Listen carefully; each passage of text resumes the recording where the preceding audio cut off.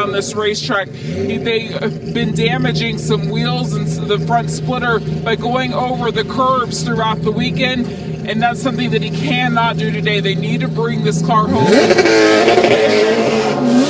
a clean stop.